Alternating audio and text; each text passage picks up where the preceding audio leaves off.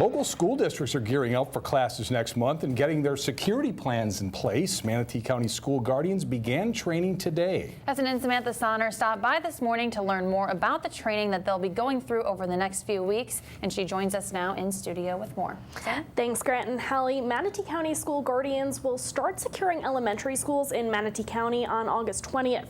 Before that, they will go through over 140 hours of training. Seeing the events occurring on a national level and also a state level in Florida here, the tragedy in Parkland. There's a calling, there's a need for, I think, good law enforcement with experiences to help in this situation, a very specific situation, shooting in schools. That's why, after over 20 years with the Pennsylvania State Police, Thomas Cessar is starting his second law enforcement career as a guardian in Manatee County schools. And he's not alone. He's one of 20 guardians selected by Manatee Schools and Manatee Sheriff's Office. Most of these guys have 20-plus years law enforcement or military, and they're here because they want to work with the school and they want to work with the kids. Their month of training starts with firearms qualifications, over 114 hours of it. We're having them qualify at the instructor level percentile. So we'll have to get through that, and that'll take us 80 hours to do. Then they'll move into the school buildings. How to make entry like into a gymnasium, any of the office spaces they have, how you go in one door into a classroom and it might open to another door into a classroom, an extra room.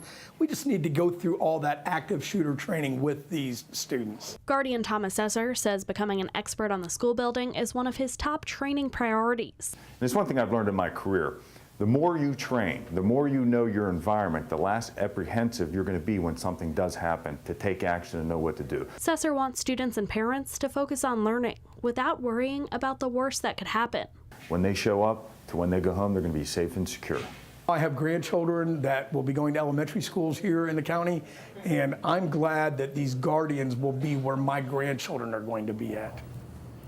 So now these guardians are only going to be in the elementary schools next year. They're not going to be in the middle and high schools. The middle and high schools will still have school resource officers, and that could change. This could be a temporary position for these guardians. Both the school board chair and the Manatee County Sheriff have said they want to work toward having all schools having school resource officers. So that could be a change that we see over the next year. Interesting. So something a lot of people are probably wondering, what's the difference between a school resource officer and a guardian?